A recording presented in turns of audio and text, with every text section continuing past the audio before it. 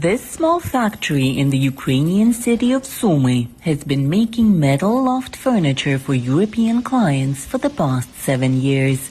But on the day Russia invaded, it started helping residents trying to protect the city. We started getting phone calls. People were asking for cast iron stoves, for anti-tank obstacles, anything that could be placed on a road to stop the occupiers. A soldier from one of the territorial defense units says it's made a difference. All the hardware for these strange shelters, that's all thanks to Zaika. We're so grateful. And now I've come to discuss some cast iron stoves. You're going to get a stove right now? No, I just came to ask. He has given us so many already. I feel ashamed to ask for more. Zaika did find some stoves for Alexander, as well as some special brackets.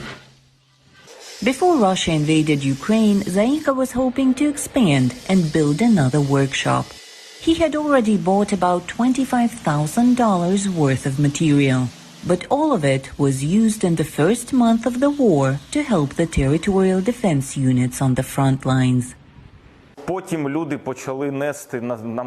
Then people started bringing in stuff, anything and everything they could find. There was one guy who walked 5 or 6 kilometers carrying stuff for us, in the snow. He brought over 20 kilos of plated electrodes. Many people asked how they could help.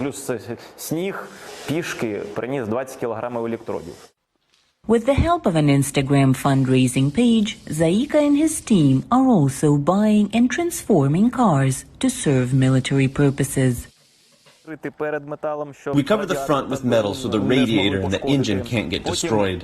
Then we put protectors on the wheels. Apart from helping the Ukrainian military, Zaika has also been working hard to make the lives of his wife, who just recently gave birth, and their 6-year-old son a little easier.